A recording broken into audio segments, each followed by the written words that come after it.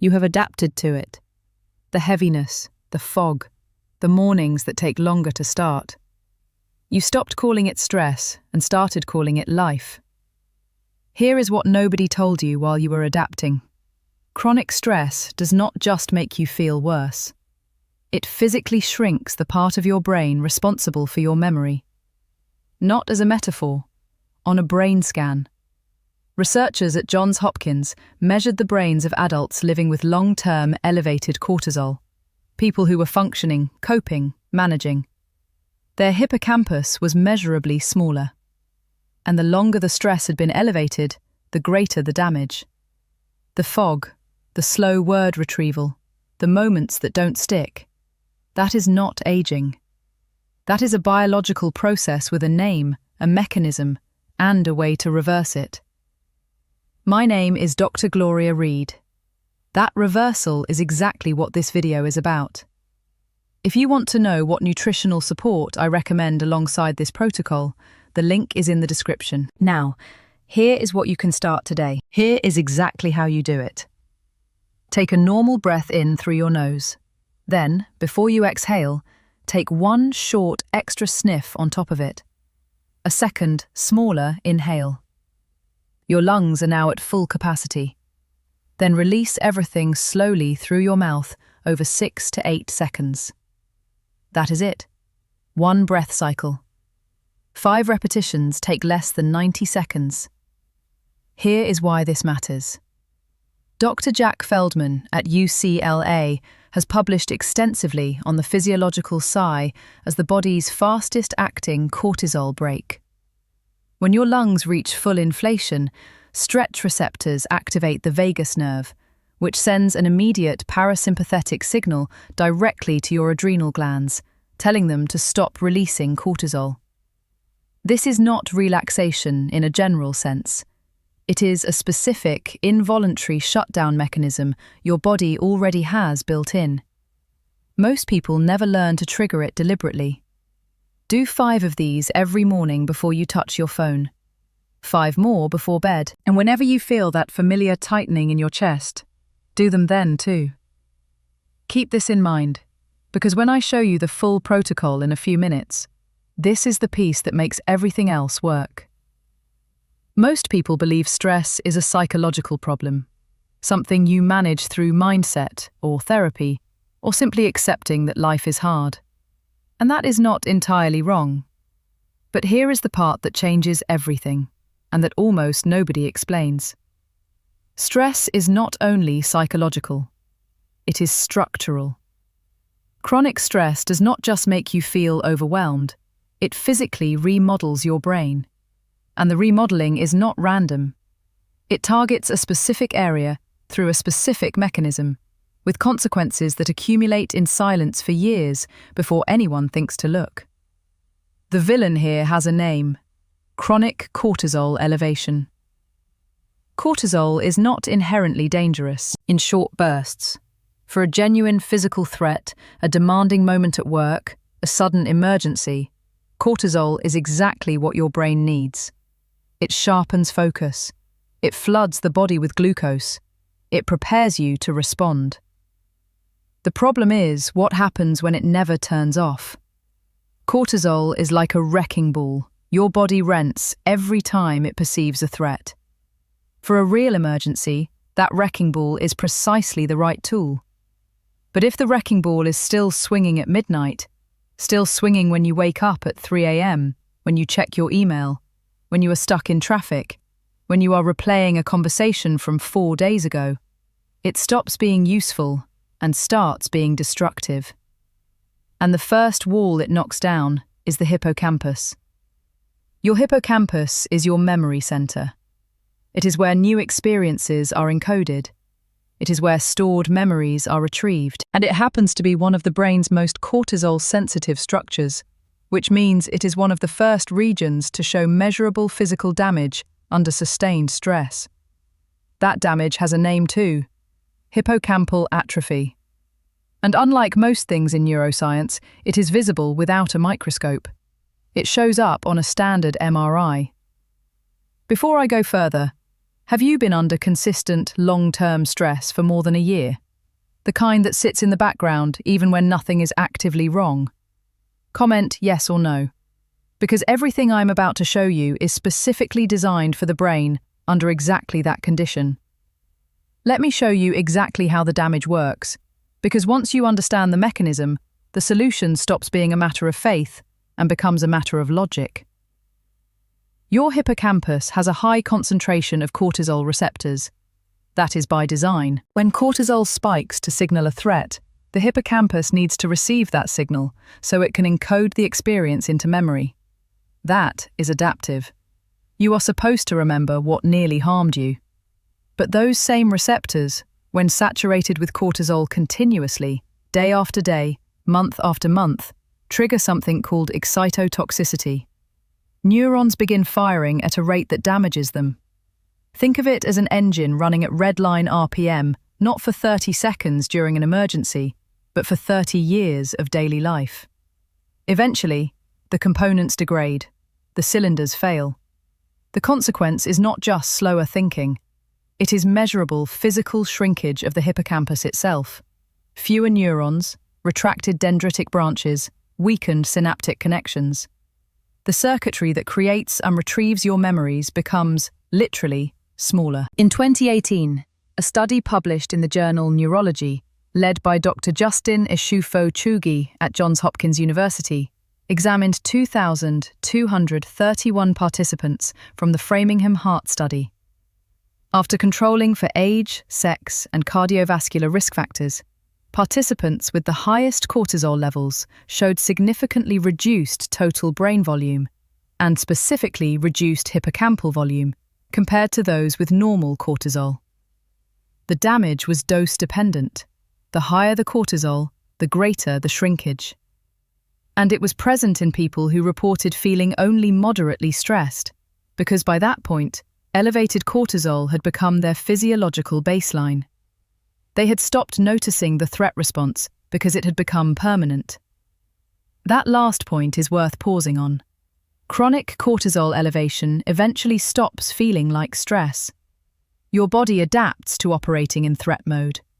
But the hippocampus does not adapt.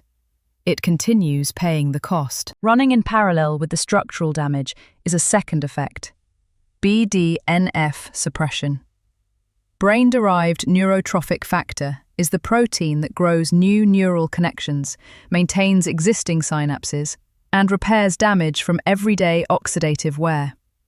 It is sometimes called the brain's fertilizer, and in a healthy brain, the hippocampus produces it in abundance. Under chronic cortisol elevation, BDNF production drops sharply. Research from Dr. Sonia Lupien's lab at McGill University, which has tracked the relationship between cortisol and cognitive aging in humans for over 30 years, consistently shows that elevated cortisol and reduced BDNF move in opposite directions. As one goes up, the other comes down. The consequence is compounding. Cortisol damages the hippocampus and simultaneously suppresses the mechanism the brain would normally use to repair it. Now, connect this to what I gave you 5 minutes ago. The physiological sigh does not just create a feeling of calm, it directly reduces cortisol output through the vagal pathway, cutting short the duration of cortisol exposure to your hippocampal receptors. Every time you practice it, you are interrupting the damage cycle, incrementally, but reliably. There is a second mechanism, and it is the one that most people never connect to stress, because the symptom shows up at night, while the cause was built during the day. Chronic cortisol elevation does not only damage the hippocampus directly, it systematically destroys sleep architecture, and specifically, the deep, slow-wave sleep stages where memory consolidation takes place. Here is how that works. Cortisol follows a natural daily rhythm. It peaks approximately 30 minutes after waking, the cortisol awakening response, giving you focus and motivation for the morning. Then it declines steadily through the afternoon and reaches its lowest point in the hours between midnight and 3 a.m. That nighttime valley is not incidental. It is the condition your brain requires to enter sustained, slow-wave sleep. the stage when the day's experiences transfer from the hippocampus into long-term cortical storage. It is also when the glymphatic system, your brain's waste clearance network, does the majority of its nightly cleaning. Under chronic stress, the cortisol rhythm flattens. The nighttime valley disappears.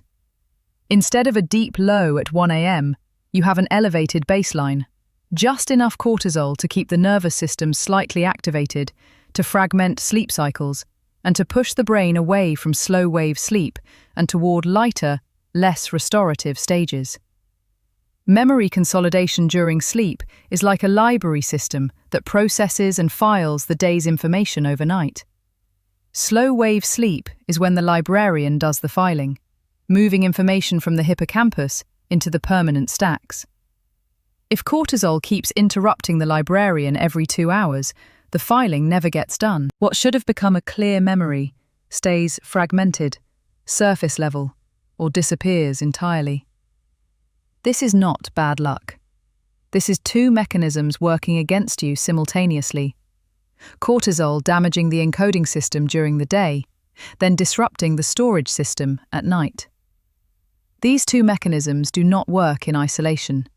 They feed each other. And that is exactly why addressing only one of them, improving sleep hygiene without lowering cortisol, or taking a supplement without fixing the sleep architecture, produces limited, temporary results. The protocol I am about to give you addresses both at the same time. Before I walk you through exactly how to do this, I want to be direct with you. What I am describing is not a replacement for medical care.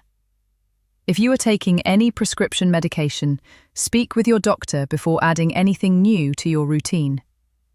What this is an evidence-supported, low-risk approach that works alongside what you are already doing. Most people who discover ashwagandha, the most researched adaptogen for cortisol regulation, make one mistake that completely cancels its benefit. They take it in the morning. Here is why that is the wrong approach. Cortisol is supposed to spike in the first 30 to 60 minutes after waking. That is the cortisol awakening response, and it serves a purpose. It gives you the alertness, drive, and metabolic activation you need to start the day. Suppressing that spike with an adaptogen first thing in the morning leaves you foggy, unmotivated, and more dependent on caffeine by 10 a.m. But more importantly, it does nothing about the problem that is actually damaging your sleep and your hippocampus. The cortisol that breaks your sleep architecture is not the morning spike. It is the elevated nighttime baseline. The cortisol that should be near zero at 2 a.m. but is not, because your nervous system never fully disengaged from threat mode. That is the cortisol that fragments your slow-wave sleep. That is the cortisol that stops memory consolidation. And ashwagandha taken in the morning does not touch it. Here is the correct way. KSM 66. Ashwagandha, the specific extract that matters. Not generic ashwagandha root powder. Not a proprietary blend of unspecified origin. KSM 66 is the full-spectrum root extract that has been used in the majority of published human clinical trials on cortisol and cognition.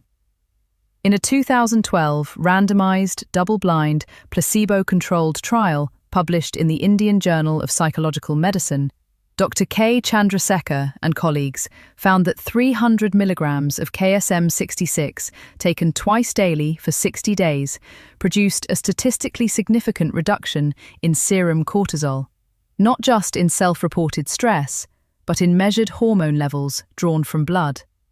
The cognitive improvements followed the hormonal change, not the other way around. The dose: 300 milligrams taken with dinner. If your evening meal is light, take it with a small amount of dietary fat, a few almonds, a spoonful of nut butter, because the withanolides, the active compounds in ashwagandha, are fat-soluble and absorb more effectively with fat present. Do not take it within 2 hours of melatonin or prescription sleep medication without consulting your doctor first. Do not take it if you have thyroid conditions without medical supervision.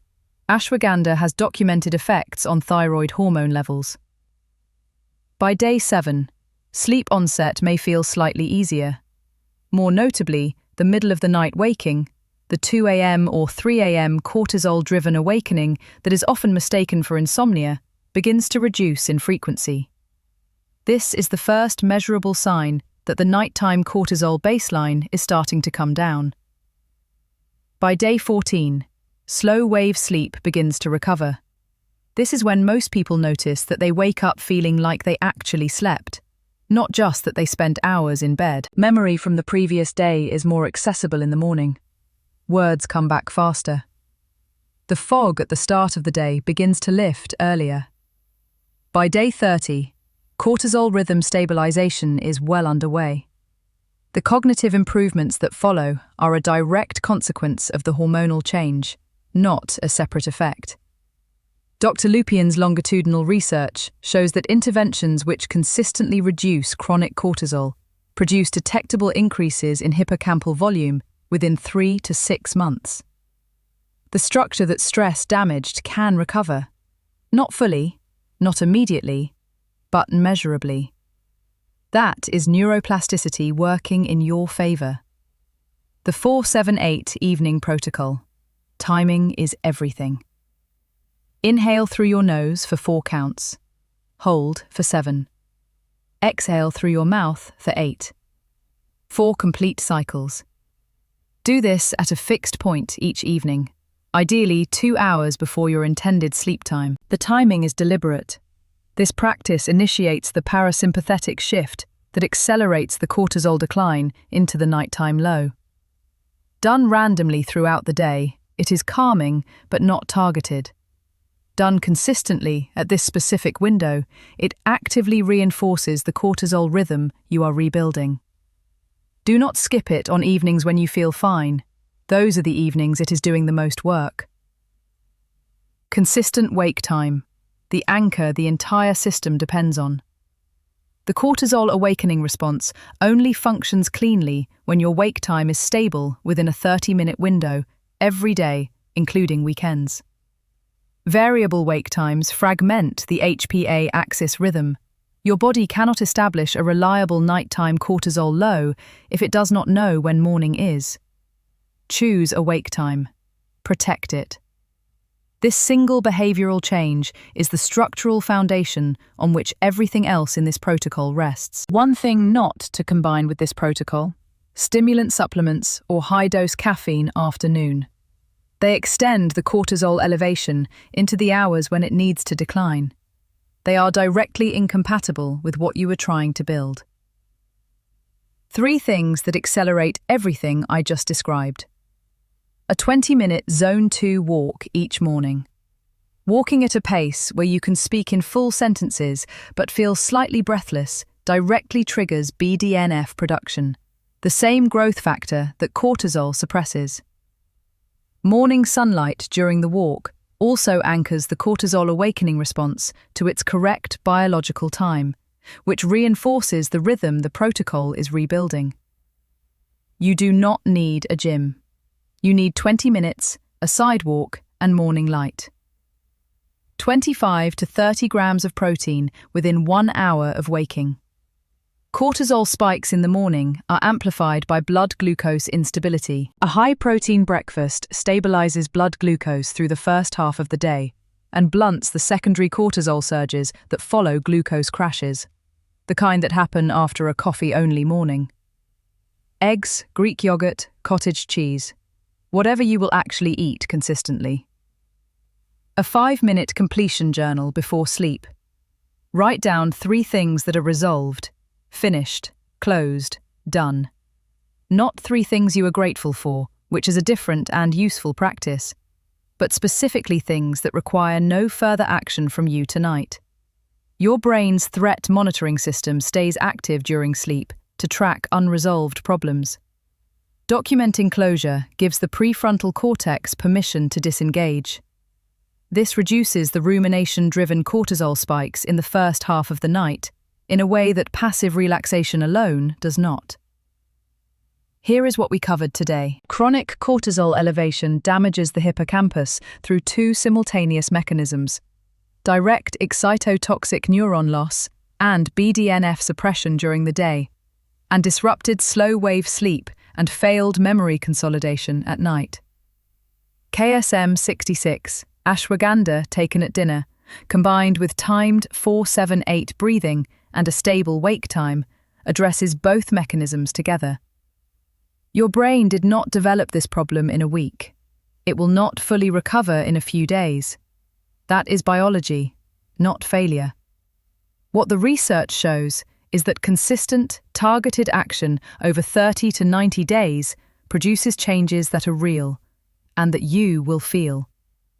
If this reached something that has been sitting with you for a long time, type calm in the comments. I read every one. In the next video, I'm going to show you what sugar is doing to your brain through a mechanism that has nothing to do with calories and that most people have never heard of. It is called glycation, and once you understand it, you cannot unsee it. Your brain is not broken. It adapted, and when you give it what it needs, it adapts back. Not instantly, but reliably. I will see you in the next one.